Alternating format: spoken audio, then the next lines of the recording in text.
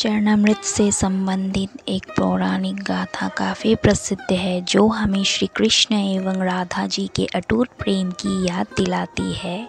कहते हैं कि एक बार नंदलाल काफ़ी बीमार पड़ गए। कोई दवा या जड़ी बूटी उन पर बेअसर साबित हो रही थी। तभी श्री कृष्ण ने स्वयं ही गोपियों से एक ऐसा उपाय करने को कहा जिसे सुन गोपियाँ दुविधा में पड़ गई। दरअसल श्री कृष्ण ने गोपियों से उन्हें चरणामृत पिलाने को कहा। उनका मानना था कि उनके परम भक्त या फिर जो उनसे अति प्रेम करता है तथा उनकी चिंता करता है, यदि उसके पाँव के धोने के लिए इस्तेमाल हुए जल को वे ग्रहण कर ले तो वे निश्चित ही ठीक हो जाएंगे। लेकिन दूसरी ओर गोपियाँ और भी चिंता में पड़ गई। श्री कृष्ण उन सभी गोपियों के लिए बेहद महत्वपूर्ण थे। वे सभी उनकी परम भक्त थी, लेकिन उन्हें इस उपाय के निष्फल होने की चिंता सता रही थी।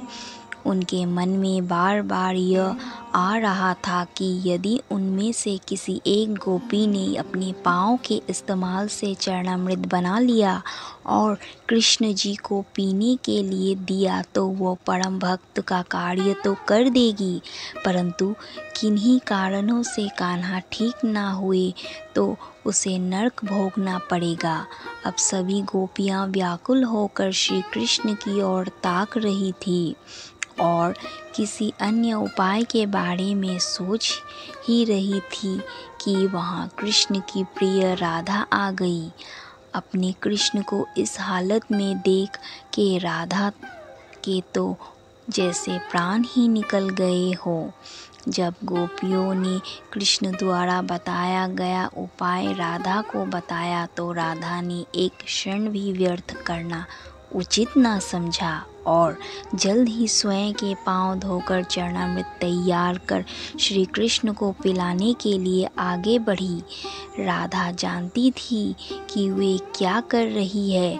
जो बात अन्य गोपियों के लिए भय का कारण था, ठीक वही भय राधा को भी मन में था, लेकिन कृष्ण को वापस स्वस्थ करने के लिए वो नरक में चले जाने को भी तैयार थी।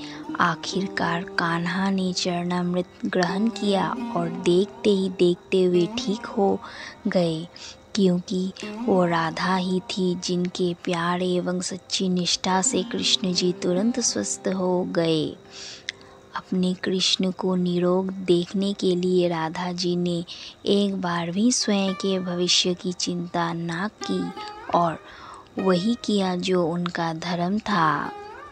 अगर आपको मेरा यह कहानी पसंद आया हो तो प्लीज़ इसे लाइक करें और कमेंट करके बताएं कि यह कहानी आपको कैसी लगी और साथ ही मेरे चैनल भक्ति सागर 93 को सब्सक्राइब करें। पास में दिए गए बेल आइकन को भी दबा दें ताकि मेरी कहानी की नोटिफिकेशन हर दिन आपको मिल सके। मैं एक नया यूट्यूबर हूँ, मुझे आपकी हेल्प और सपोर्ट की बहुत आवश्यकता है।